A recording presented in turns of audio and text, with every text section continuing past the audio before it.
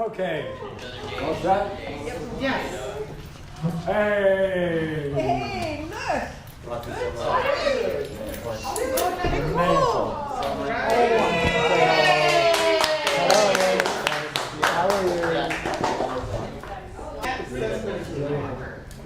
Thank you very much. You guys are doing some good work, huh? Cheers!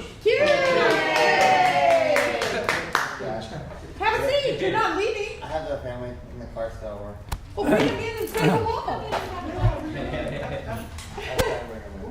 Bring them in and say hello.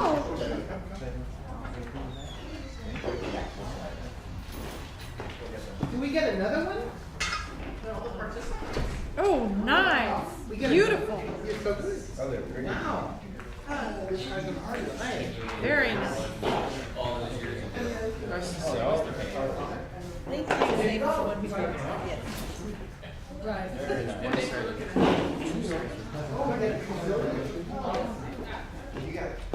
It's one of those Rubik cubes.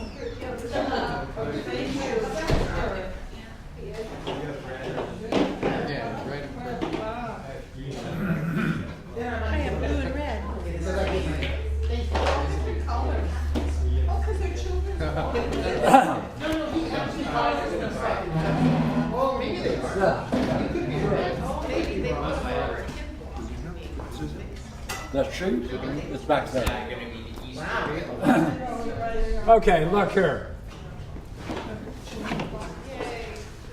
What justification do we have in saying that 2, 3, 4, and 5 can represent the major spiritual systems expressed metaphysically? Oh. Yay! Pull up a chair.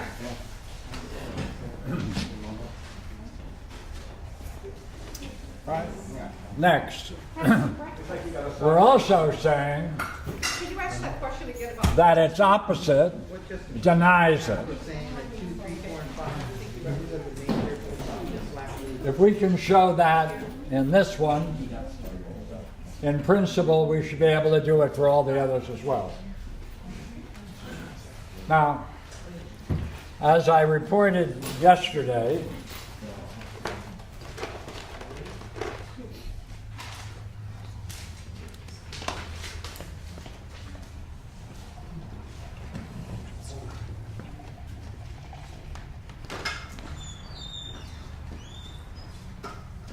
thank you immensely. Oh, God. All right.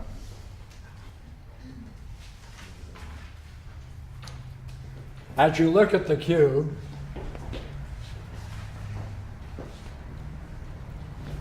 face A.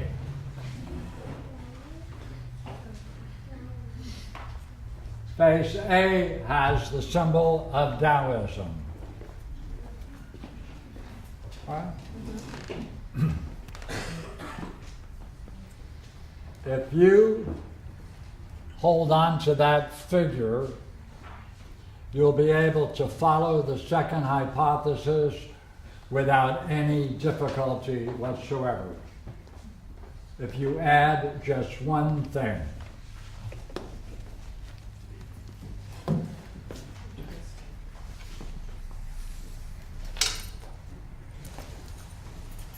Take care, guys. Thank you. Thank you again. Bye. Thank you. Thank you. Yin, yang. Ontos or being one. This is the existing one, not the one. It's the one that is.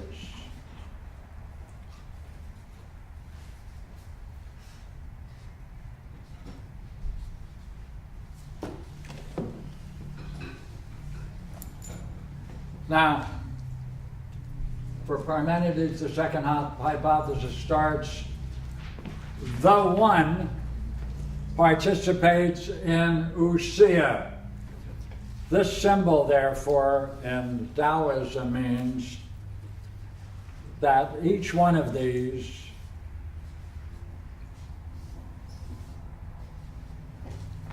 is a Tao. Therefore, throughout this entire thing,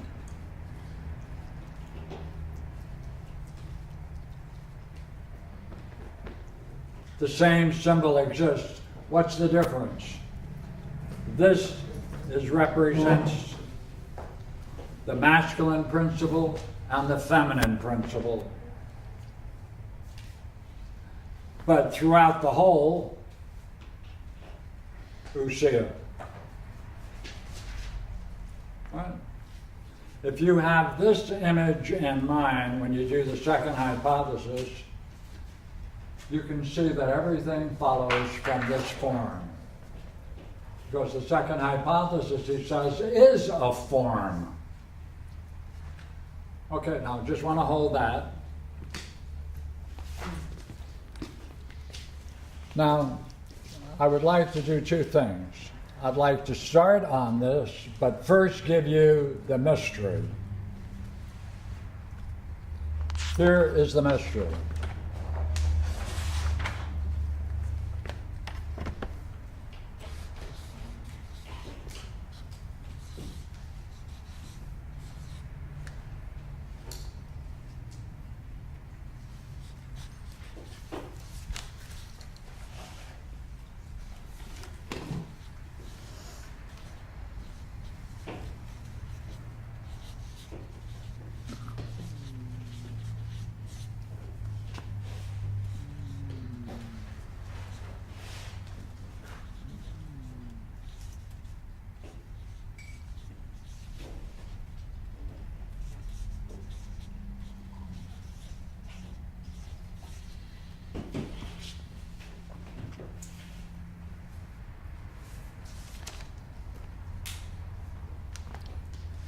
If this is the second hypothesis,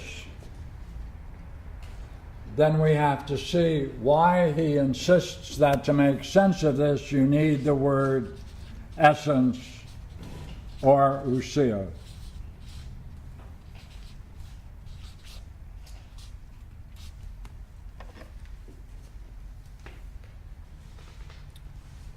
Two problems. This is that which, without which nothing can be said, not even its name. How can this account for that? Second, how can this account for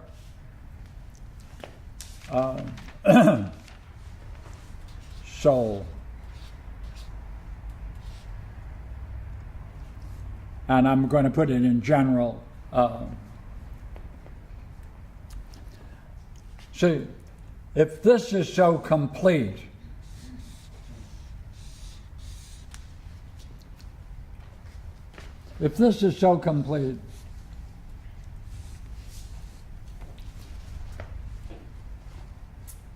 how does it relate to the world of appearance and everything else? Soul, nature, appearance.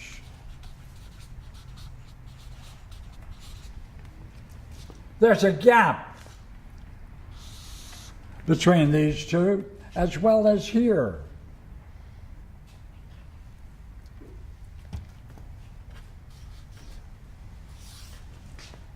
Third hypothesis.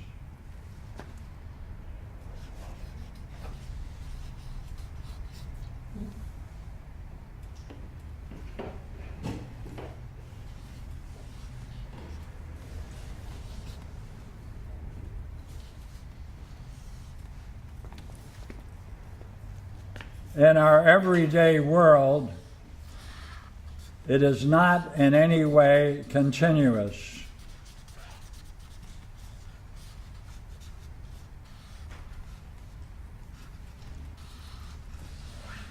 Space and time are not continuous.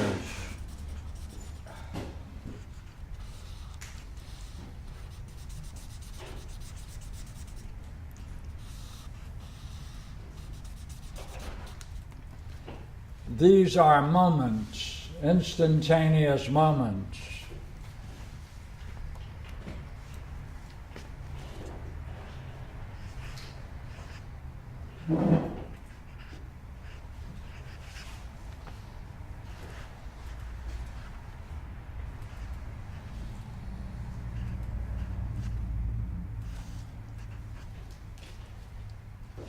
It's between the instantaneous moments that ousia functions, and that's the source of all change, meaningful change. Because whatever is being added, whatever is dropped off, passes through that intermediary. Therefore, between this ousia must be time. Time allows what is absolutely necessary for the next development in the destiny of all things, and appropriately drops it exactly between these present moments. That's where we're going. Now, Pierre, the present moments are the spaces in between, is that what you're saying? The no state, yeah, pardon me. They're separate and distinct, no connection. Right.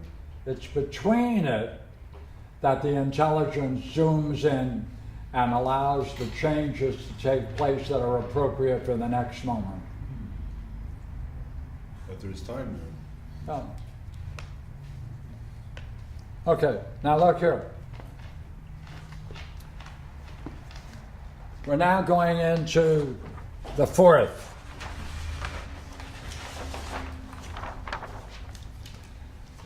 The mirror of this is therefore, right? This is just some kind. It's not a pure ousia, it's some kind of a ousia. It's not genuine. Now we're saying that the fourth is the source of the Abrahamic religions.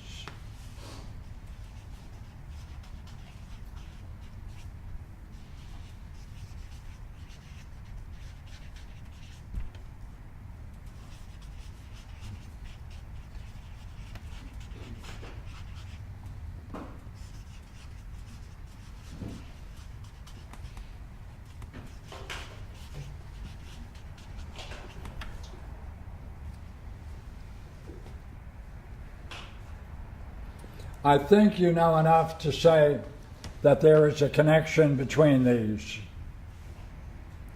And it likely comes out of the image of Abraham in the Old Testament. But why do we want to say, therefore, that we can now make that assertion? What is the kinship between the fourth hypothesis and Christianity? And in this is all various forms of Christianity and the Old Testament. Right. So, what is it? What is it to be? What is the fundamental model that makes a Christian a Christian? 14 points of Boltman. Sir? I'd use the 14 points of Boltman. Yeah. What's his first name? Yes or no? George.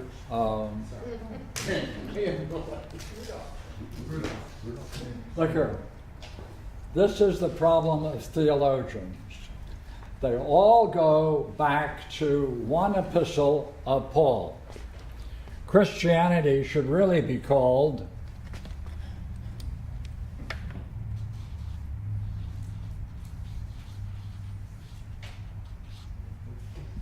Paulism. And we can have a talk about that later, and you can see from the point that Jeff just made, the formal definition of Christianity, which has been accepted by most theologians, can be found in Boltman. He says there are 14 points that make up what is accepted to be Christianity. It all comes out of Paul, nowhere else except the Gospel of John, because he tries to save Paul. So in any case, go back to the question. Theologians accept the fact that the Romans is the key source of Christianity. Of the 7 letters or epistles he wrote, the Romans is the longest, and it's said by all authorities to be the source of Christianity. What the heck is it? Well, what's interesting is that, well, what I'm going to point out is certainly the key to Christianity. It is only recognized by only a few theologians. Right? So, ready?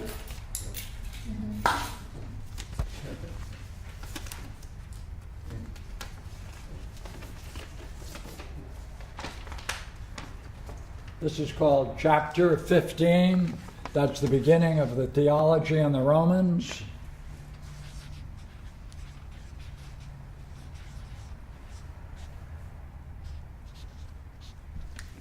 And I call it 15:5.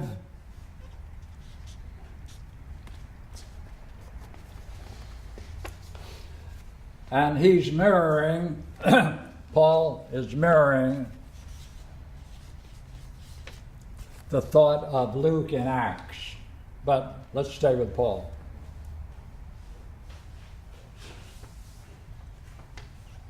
One sentence.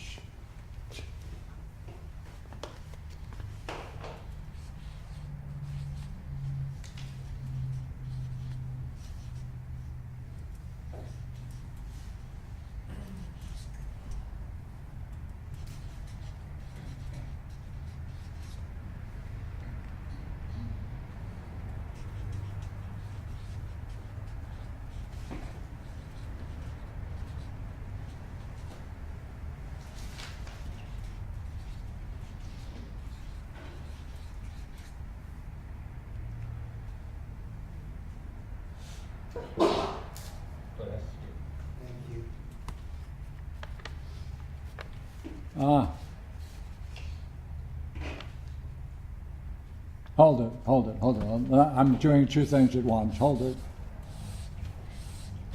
I'm combining 2. I want to separate them first.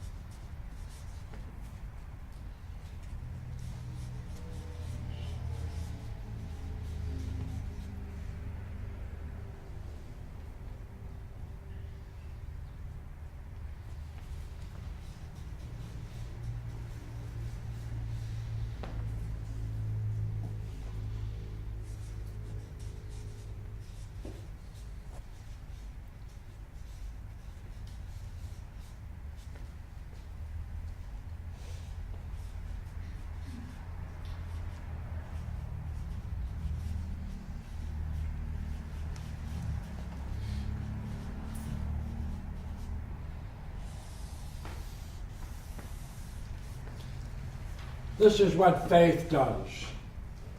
It's a quote. And we, being many, are one body in Christ. Right?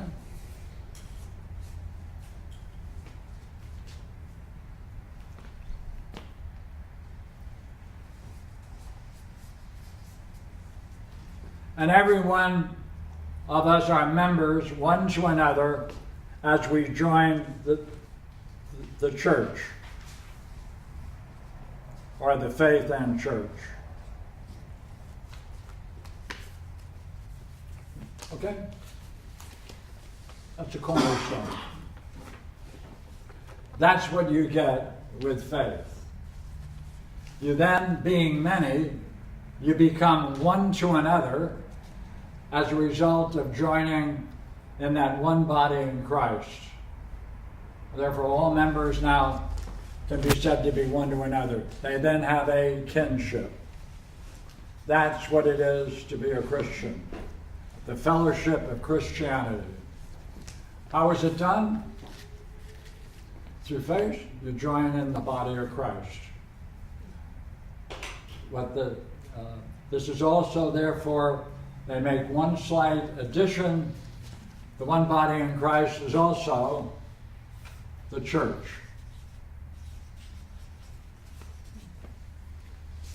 So by joining the church, you become one body in Christ, and every one of the members then becomes one to another, a kinship. That's what it does.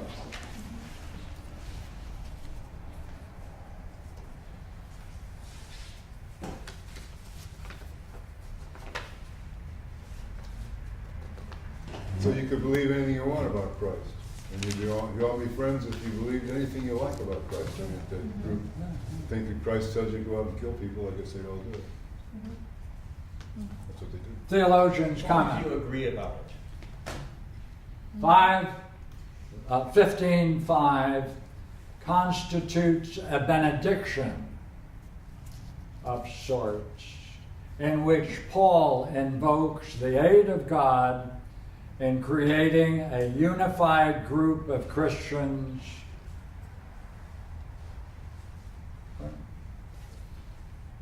Those Christians need to be of one mind in regard to how they respect and treat one another. This allows them to be one mind by joining the church in Rome, or any church. Further comment.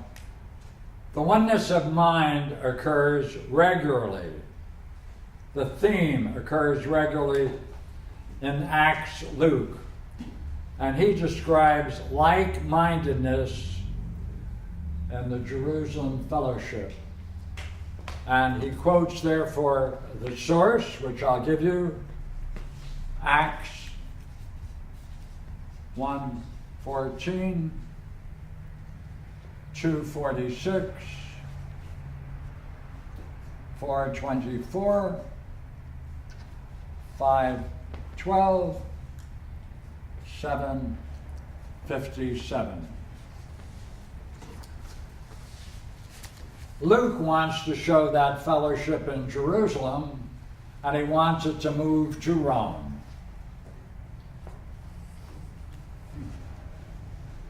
Now, take a look at that. What does that mean? This brings about a change in the state of mind by faith.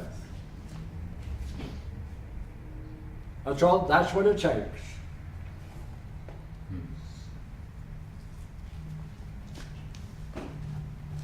Now you have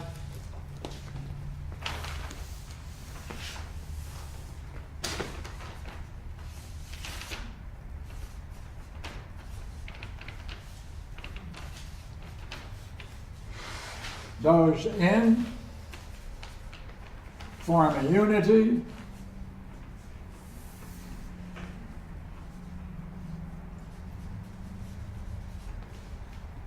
It's got a kinship.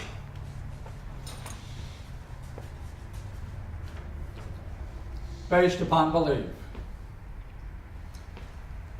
If you're out, something follows. If you're in, something follows. That's the model.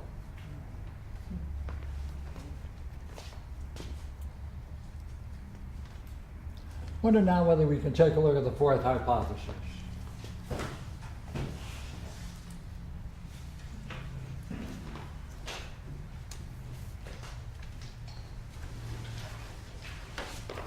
Now,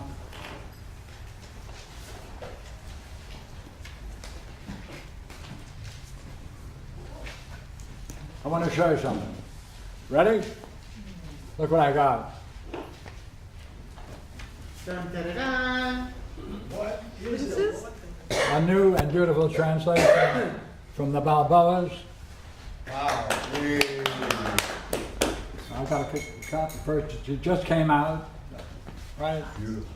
And therefore, we could also look at this as well. But right now, I know you all have the lobe, so I'll read the lobe. Is that piece of nice read it yours? Nice, thank you. He actually wants Pierre to vet It's it. beautiful. To what? To vet it, to look over it. Oh. And so, 301. Thanks. you know. Watch the word Usia. Universally available. What's Stephanus next? Let's get a couple of readers. 57B. 157, thank you. Pardon me? What, Stephanus? 157. We are at 157B. 5.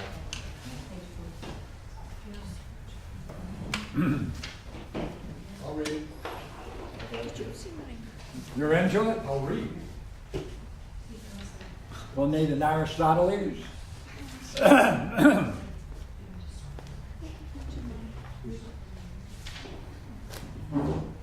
We need one more if you volunteer. Thank you. She has Thomas Taylor. Oh, sure. No, I'll read. I'll read. thank you. Okay. Must we not consider what is likely to happen to the other things if the one exists? Got that, right? We must. Do it again. Must we not consider what is likely to happen to the other things if the one exists? Right, look here.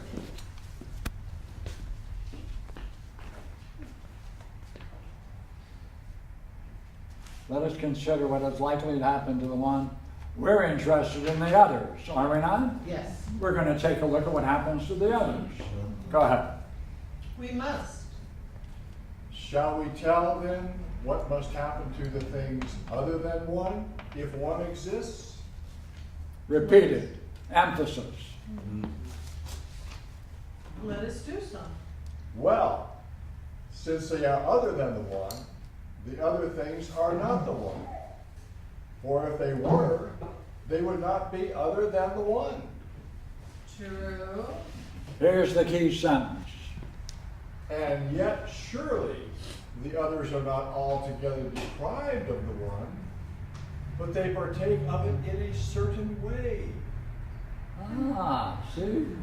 Different kind of partaking. In what way? Because the others are other than the one by reason of having parts.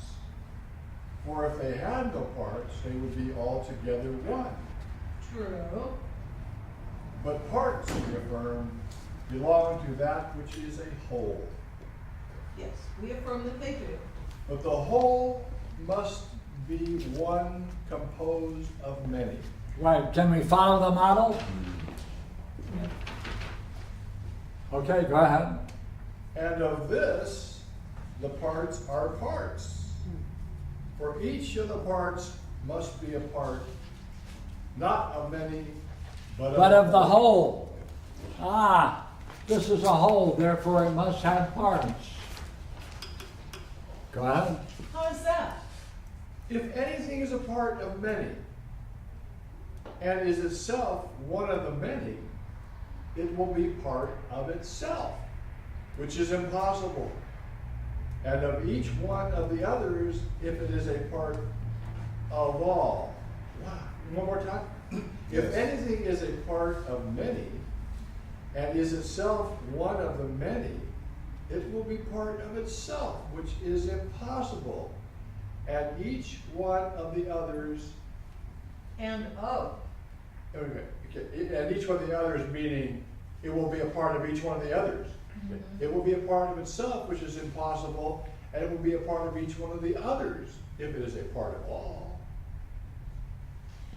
For if it is not a part of some particular one, it will be a part of the rest, with the exception of that one. Okay, one more time.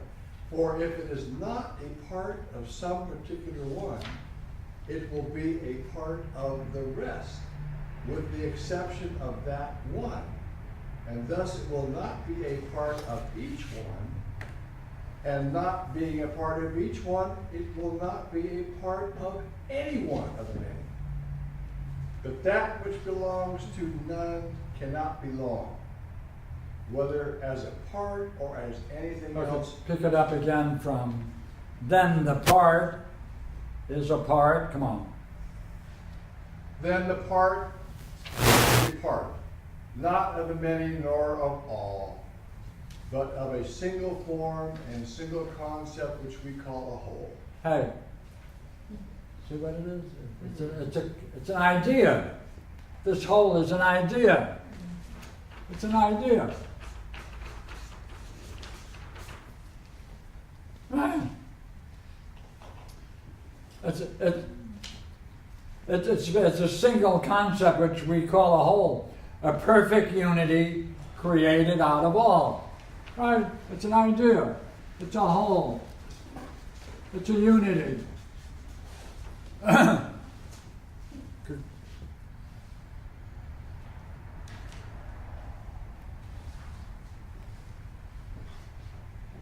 Therefore, each one of these parts in the unity is going to be perfect.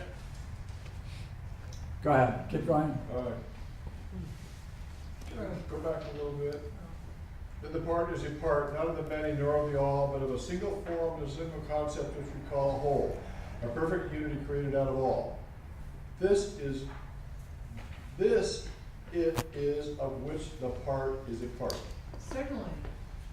If then the others have parts, they will partake of the whole and of the one.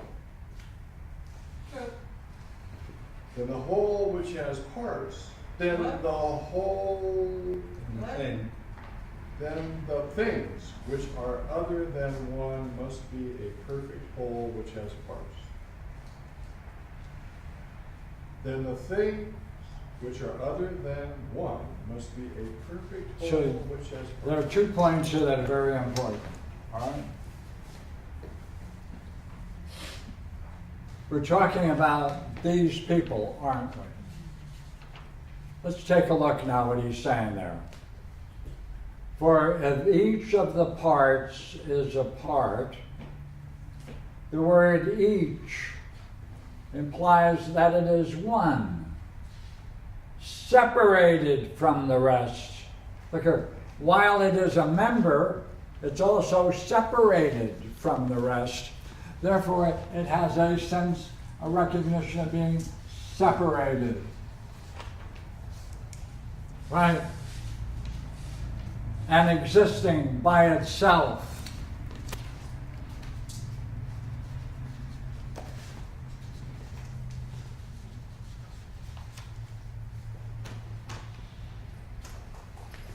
Those 2 qualities, therefore, belong to each of these members.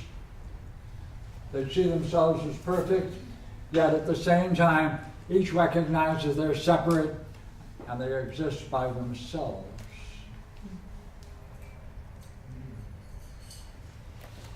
But its participation in the one clearly implies that it's other than one.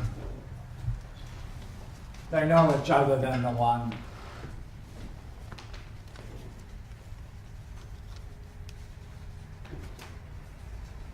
Therefore, Christianity perpetuates alienation and separation from God.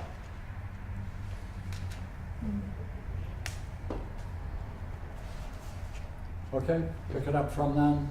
And both the whole.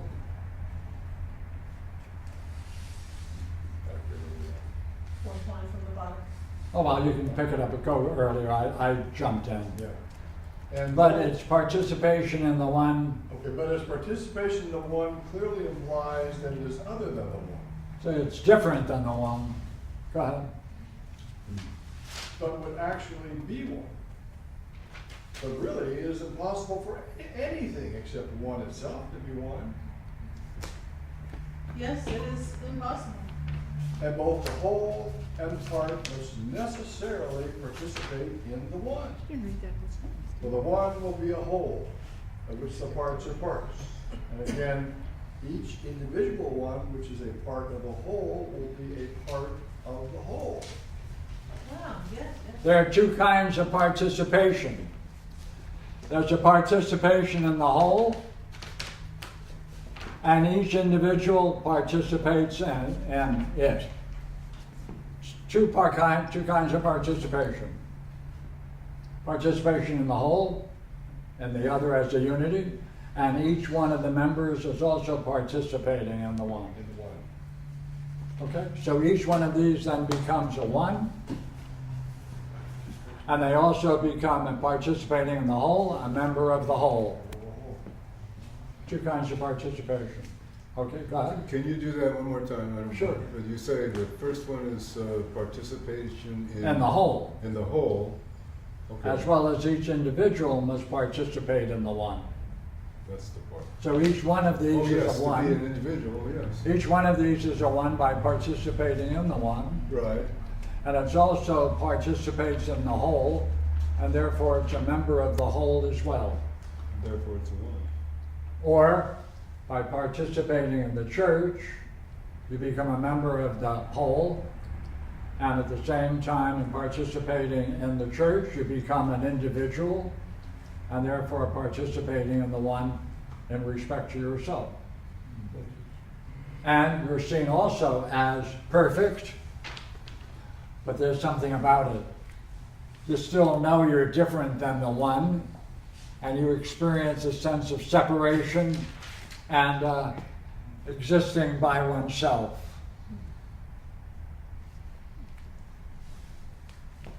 Okay?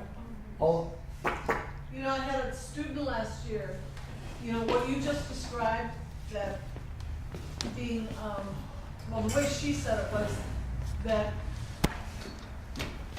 because people need other people, they're imperfect. So in that, that's your addition. well, this is a student I'm saying. That people need people, and therefore you're giving a justification for this that's not there. But go ahead. No, thank you. Just that you're adding a third. Well, this is what some Christians think. Yeah, for Christians, they need one another.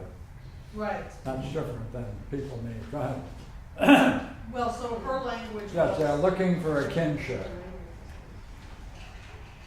They can then have a kinship by joining the church or the community. right. Joining that, therefore they're participating in it, and they must also participate in it themselves. So it's a Right. participation in the church, and you're participating in whatever the game is in any particular church. Right, right,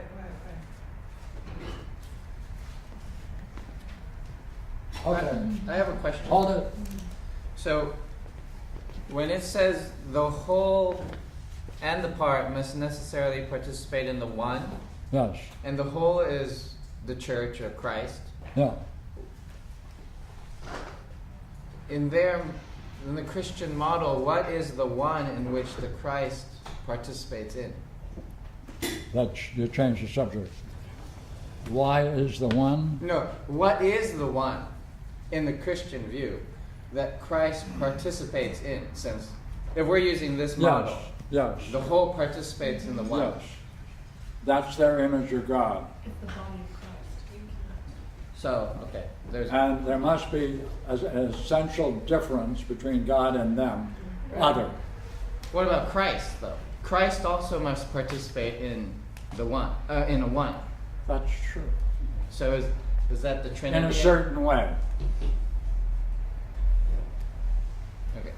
Well, do we have a name for one? A Christian name for one? God. Okay. But what about those people who equate Christ with God? Well, that's their, that's that what prob- they do. that's the problem. Yeah. Yeah. Then they're saying God is in the church. Right. Christ is God. Yeah. Yes, you're quite right in making that point, by the way. Because that looks like they don't have a one.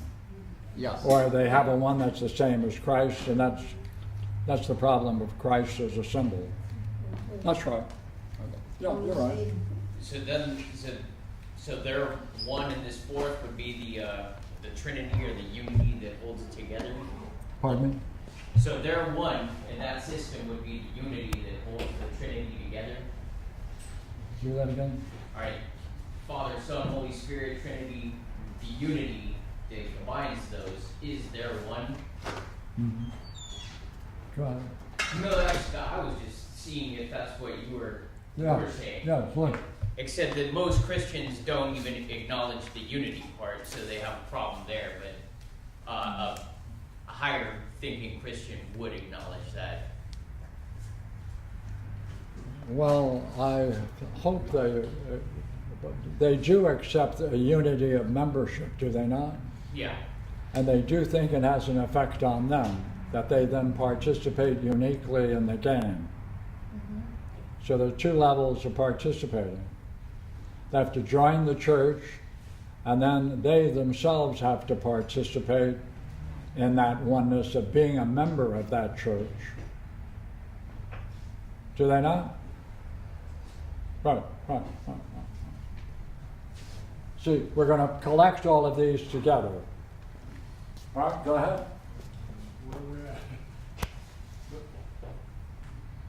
But the things which are other than the one will be many. For if they were neither one nor more than one, they would not be anything. So this is a key problem. Go ahead, pick it up. No.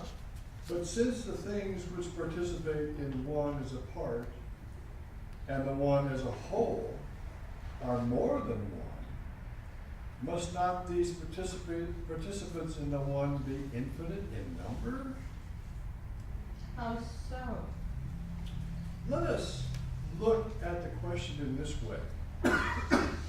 Is it not true that at the moment when they begin to participate in the one, they are not one and do not participate in the one? This is the crisis. This is the crisis. Clearly. Then there are multitudes in which the one is not. Are they not? Yes, they are multitude. Well then, if we should subtract from them in thought the smallest possible quantity, must not that which is subtracted and has no participation in one be also a multitude and not one? It must. And always when we consider the nature of the class, which makes it other than one, whatever we see of it at any time will be unlimited in number, will it not? Certainly. Look, this is a key part of what this kind of participation is. And the key word is begin.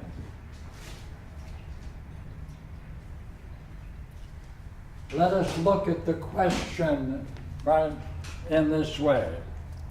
Is it not true that at the moment when they begin to participate in the one, they are not one, and they do not participate in one?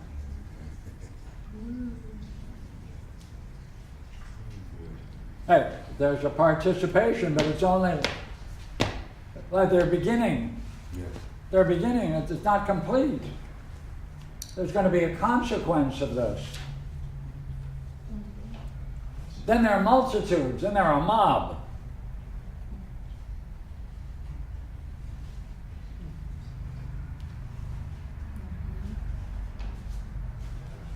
When we consider this class, the nature of this class, which makes it other than one, whatever we see of it at any time will be unlimited in number.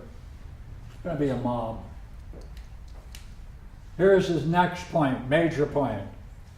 And further, when each part becomes a part, right? When it becomes a part, right? When it becomes a part, here's what happens. Straight away, the parts are limited in relation to each other. Uh-oh. They thought they were getting a kinship. What are they getting now? Limit. Separation. A separation. Yeah. Yeah. Right? Look. Straight away the parts eliminate relation to each other and to the whole. And the whole in relationship to the parts, undoubtedly. Then the result, painfully as it must be, then to the things which are other than one, is that from the one and the union of themselves with it, the kinship, there arises, as it appears, something different within themselves. Something different in themselves arises and gives them a limitation in relation to one another. Wait a minute. Yeah. They were gaining a kinship, were they not? Yeah. Now they're getting an ignorance. Now they're getting, Ignorance. yeah. There's a certain pain coming in. The union of themselves with it, there arises, that appears, something different within themselves, which gives them a limitation in relation to one another. Therefore, the kinship they have is a limitation. That separation that he talked about before, right, and existing by itself is a loneliness. It's a separation.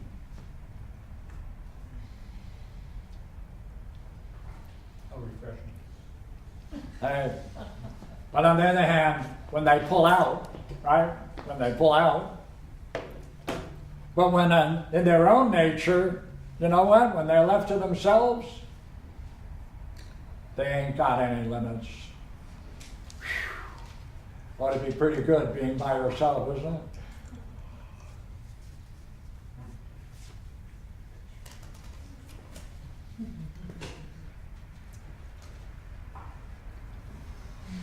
Then things which are both whole in parts, experience, and unlimited, and at the same time partake of a limitation.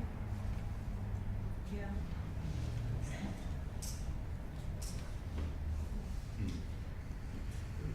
The very thing which should bind them together into a unity becomes the source of the difference and therefore painful. Pain- Right? yeah, They painful. see it as an individual difference and not not the participation in a oneness. Right? That's why he now talks about like and unlike. Ah. Right. And he comes up with a great conclusion. Right? Let's. Hey, they're both like and unlike one another and themselves. Uh-oh. How is that? Well, inasmuch as they are all by their own nature unlimited, they are all in that respect affected in the same way, certainly. And surely inasmuch as they all partake of limitation, they're all affected in the same way in respect also. Yeah, that's so. And as much as they are affected as to be both limited and limitless, they're affected by affections which are opposite to one another. Yeah, that's so. But opposites are unlike. Right on. Then, with regard to either one of their two affections, they are like themselves and each other. But regard to both of them together, they're utterly opposed and unlike. So there's an inner tension between all of these people and in themselves. Opposed both to and in it. Therefore, the others are like and unlike themselves and one another.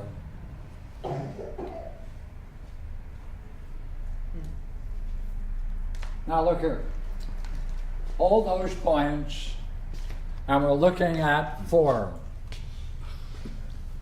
Is he just detailing the price you're paying for joining the 4th? And does that have echoes back to the quote we were doing on Romans? To join in Christ as a body, you become then a whole, each of you become a member. Like-minded. Now he's pushing the implications of that and saying in the end, You're both limited, unlimited. You separate. You experience a separation. You're existing by yourself. You have two forces, affections opposing yourself and within yourself. Does that describe the inner soul of someone joining the fourth hypothesis? As you read it, giving your understanding of any of these Abrahamic religions, is he describing the psyche of what takes place to a person who enters into it? If so, he did it before they came into existence.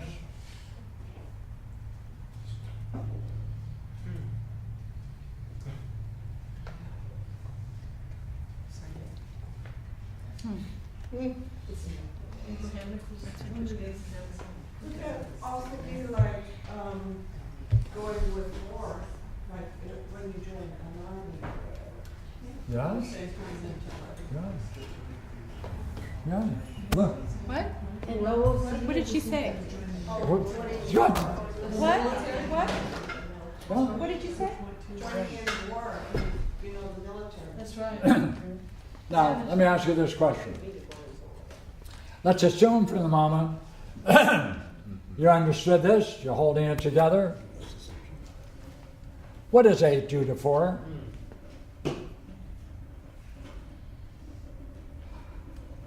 Or, let's put it theologically, what would, let us assume some of you can say, oh, that does represent Abrahamic religions.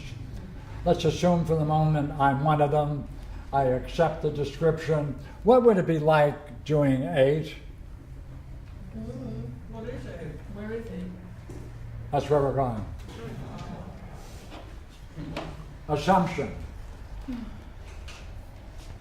If you're a believer in 4, what will going through 8 do to you? Make you twice as big. Okay? 8.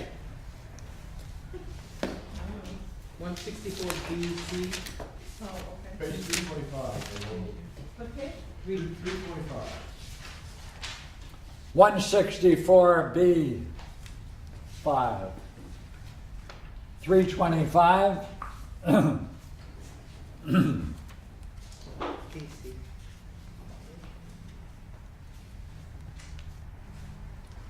Should begin with Okay, now what happens Give us again. if they deal with the thought that maybe the one that they thought of doesn't exist? God or Christ? Sure, why not? Let's see what happens. Been talking. All right, let's see what happens.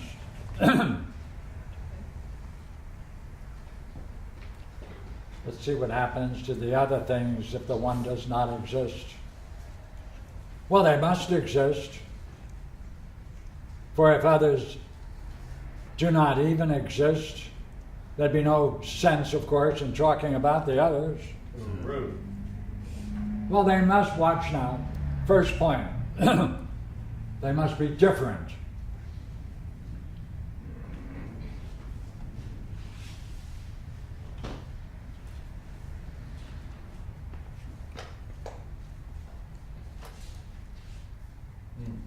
Then they're different, they're others. Oh, wait a minute. Then if the others are to be others, there must be something of which they will be others. What can that be? Well, they can't be others of the one if the one doesn't exist. Then they're others of each other. Oh, they're others of each other.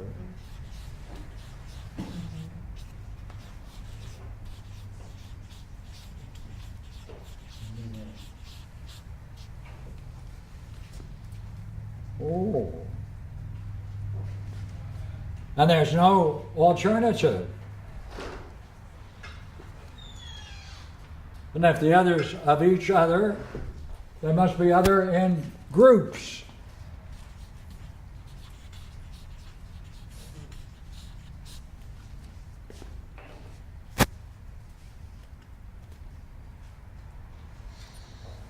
but each of them is unlimited.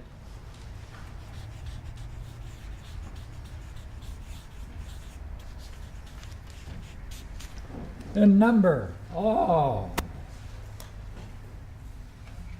Hey, even if you take away the smallest bit, then suddenly it's like something in a dream.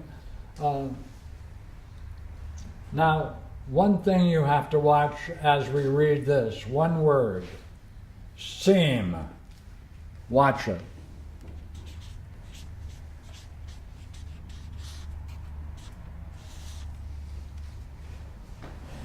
Right? Plays a major role.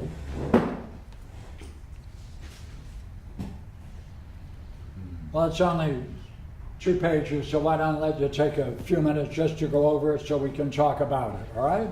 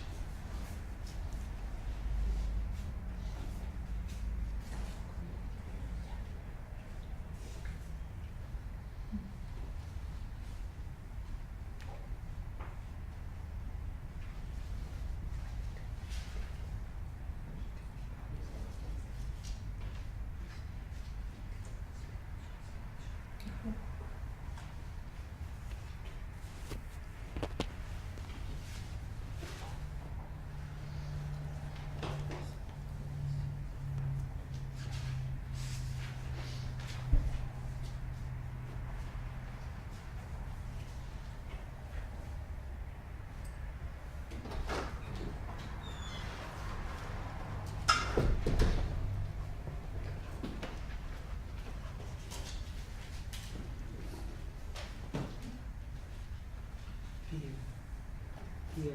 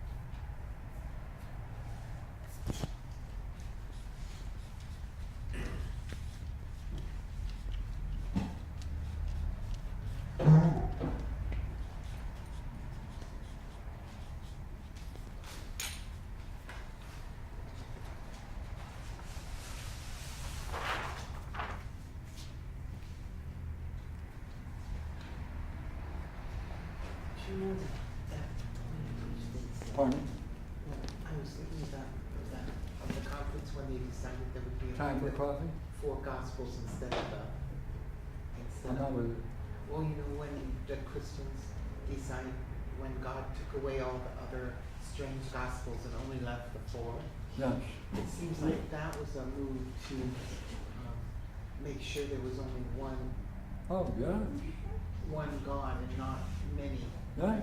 which it sounded Which very is much right like there. this. Yeah. Right. Okay. Right.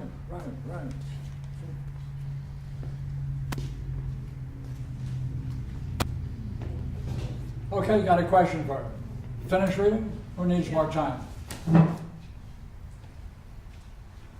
Why is he talking about perception? What point is he making about perception right in the middle of this? Why would someone who's a Christian be caught up in problems of perception? Well, what are we talking about?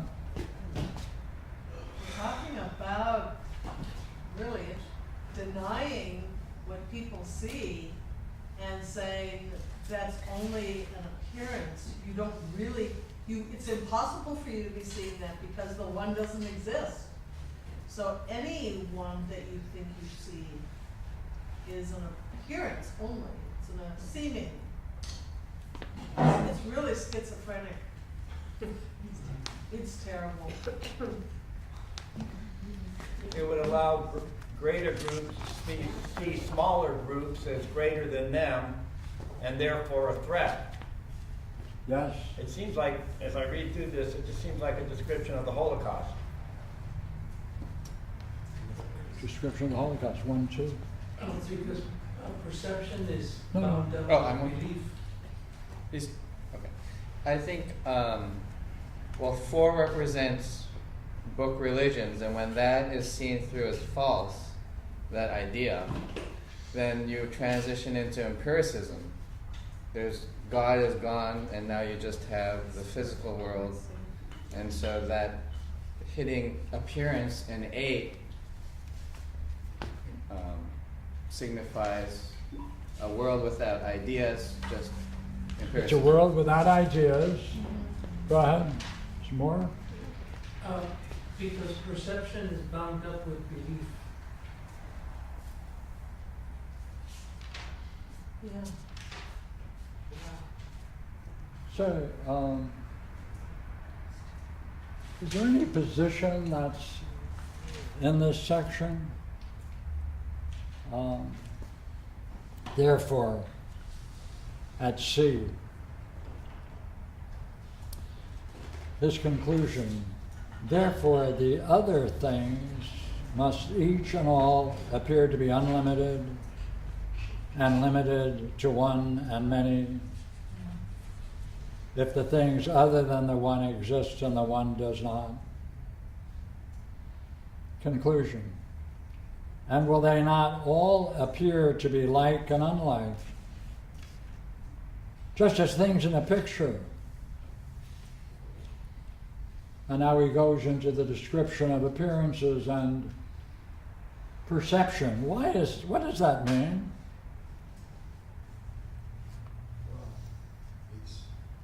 It's part of physics. Look here.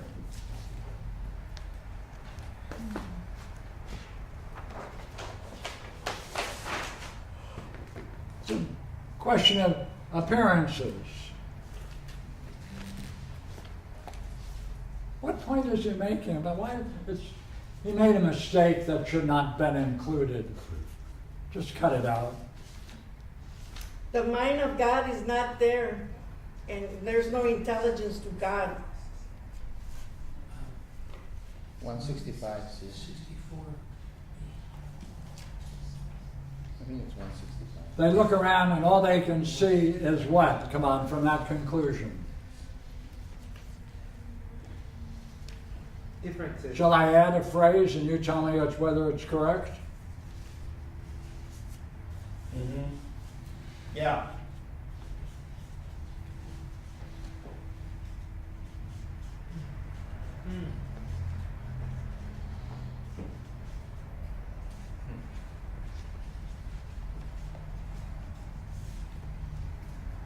Is it all relative to the observer?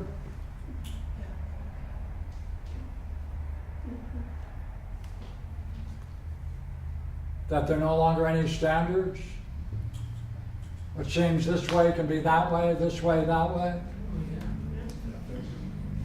Do people then who turn off Christianity become Slaves. relativists? Who's to say what's right or wrong? It's all a matter of your perception. It's only a matter of the way you're looking at it. The same thing looks at close will be different from a distance. Where do they become? Age. Church.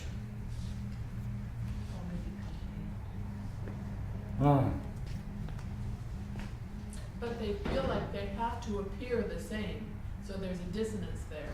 Pardon? They feel, they're compelled to feel that they are the same, so there's a dissonance there. Okay, can you do one more thing? Go back. What state of mind must the four be in? Can you pull it together from what we did? There's something that happens even into themselves as a result of becoming members of the four. Right? I put some of the ideas down.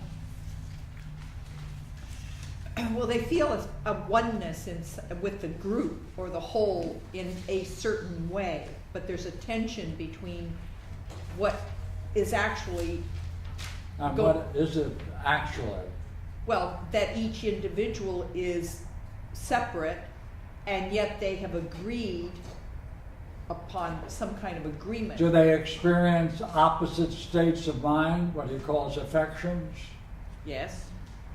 What does he mean by that? Come on.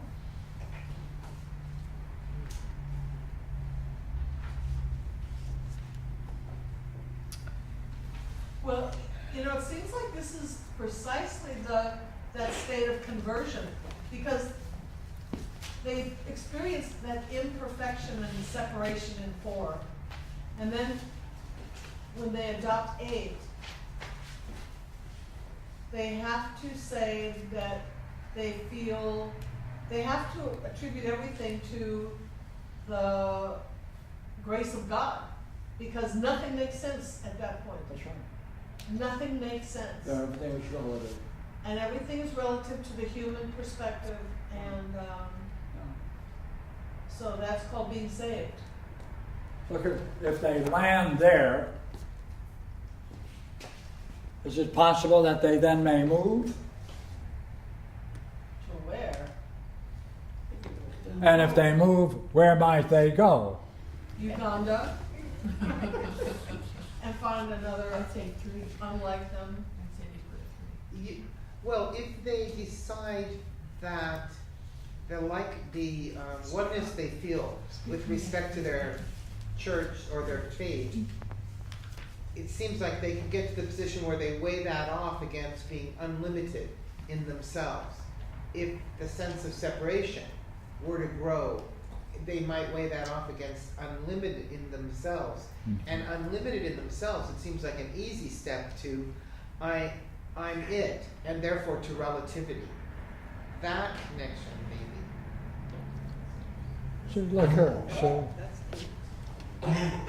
5 is a strict dualism.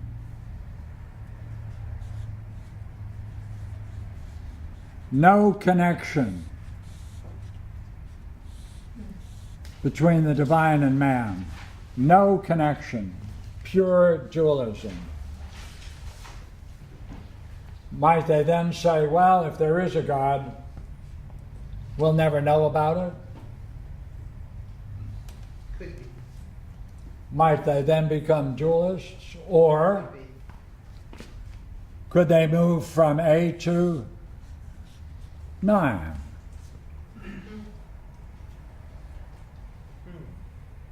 But what would move them from 4 to 8?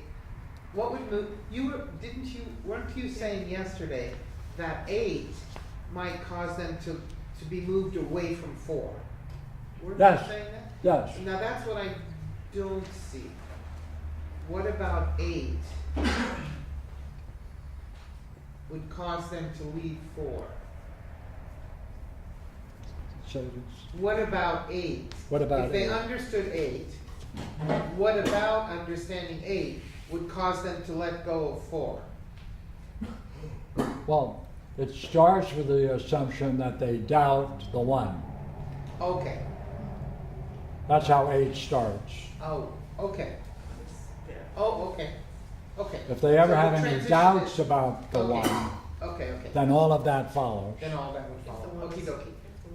So it seems to me that if they are having this conflict where they see that in 8, that they'll be attracted to something that creates a sense of 1, which would be 3. Okay, look, But I was looking. 3, hold it for a moment, 3. Here's the problem with 3.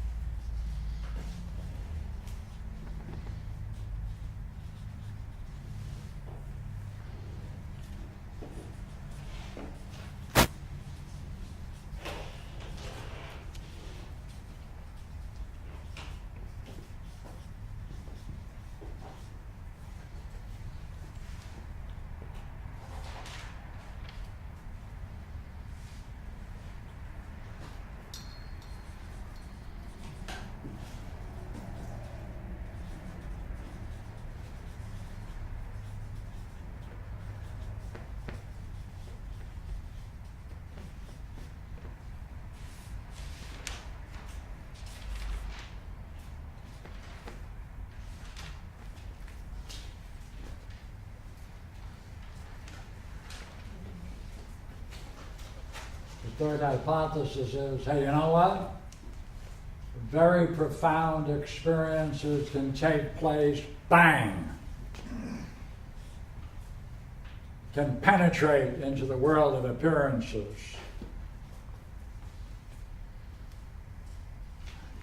Can be cultivated.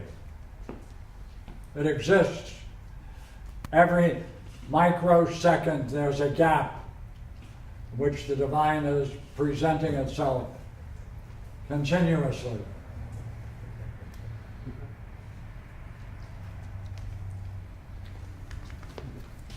Could a 4, after seeing the weakness, go to 3? Or would that be a make assumptions which they cannot share? That's Sucia.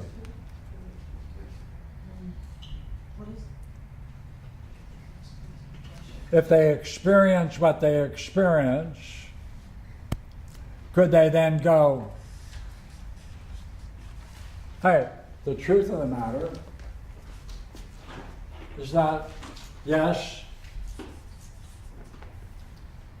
but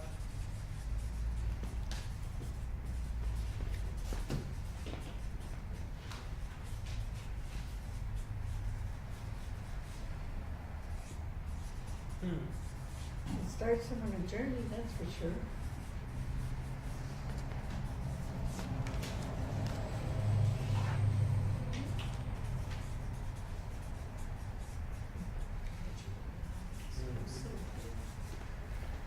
Shucks. Okay, that sounds familiar.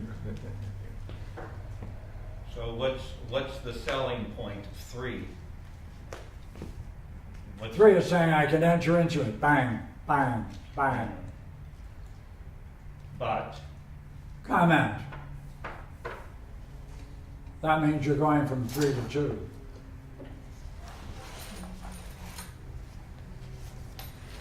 That it's not instantaneous. Give me an object to experience in depth. But 1 is forget experience. It's beyond experience. yeah, since we're on this kind of jag here, there's something about the cube that bothers me. in that it never seems like you can go to the next higher level because of the psychology or the inner dynamics of the previous level. But is it It would seem possible? more likely for someone to go from 8 to 4 than it would be for someone to go from 4 to 3. Okay, is it possible for a 3-er to hear about the 2? Not and like it. I mean, yeah, he could hear about it. And say, hey, I want it all? I want it in depth? Yeah, but he would no longer be a 3 at all. That's right. That's right. So systems that are 3ers, some of their members may become 2ers. And the passage would be relatively easy. Yeah. I get Ah, but how about 5 to 4? Strict dualists. There's no connection. Those would be the most difficult. Those would be the most difficult. Yeah. But not four- impossible. But 4, if there is that tension between one and many or the others, they may stop and say, okay, this is limited in being fully one. Okay, try this. What would happen if a 5er studied 9? That undermines 5. Then there's Shall not we even see? a dualism. Shall we see? Then they can't even rest on Or is it dualism. a good time to take a break? Yeah. Oh. But before we do that, I saw. What time do you have? We have 10 minutes No, we don't. to before 12. But I had a thought, and I wanted If to you share. only had a thought, it doesn't count. Well, if I read it all If together. it's only a thought, it doesn't count. Okay. I was, Because Do you think you have a thought? I think I have a thought. I think I had a thought. I was reading this section on 140, Hold it. 158B. Please, wait a while. Did everybody review? 158B, Page? 305. Go ahead. But since the things which participate in the one as a part, and the one as a whole are more, and the one as a whole are more than one, here's where the split then becomes. Must not those participants in the one be infinite in number? So they're waking up that in the thing that they think is one is now infinite in number. So they're going between 4 and 8, 8 purely, but now 4. Mhm. Let us look at it, the question in this way. Is it not true that at the moment when they begin to participate in the one, they are not one? So now they are seeing that split at that moment and do not participate in one. So if they don't hold on to the wholeness or that kinship, then they're going to go to the not one, which would be 8. Then they are multitudes. They're not akin to one Then another. later they enter into it in the same one, don't Right. they? Well, they'll enter into 8 because No. they see that they're multitude and not a one. They're not akin. Well, then, if we should subtract from them in thought the smallest possible quantity, must not that which is subtracted, if it has no participation in one, be also a multitude and not one? So they're in tension between this participation and recognizing they are part of this group and in a certain way participating in one, but Yeah. recognizing they're not Yeah, I in agree. part. Can you now pick up the statement and further Okay, let's see. at D? When each part becomes a part, straight away. no longer beginning, becomes a Right. part. Go ahead. And straight away the parts are limited. Straight away the parts are limited in relation to each other and to the whole, and the whole in relation to the parts, undoubtedly. The result then to the things which are other than one is that, other than one is, the result then to the things which are other than one is that from the one and, not reading You're that not? correctly. The result then to the things which are other than one is, that from the one and the union of themselves with it, there arises, Yeah, and, right. from it, there arises as it And appears. and from the union of themselves with it, Oh, okay, and with the there union, arises something different in themselves.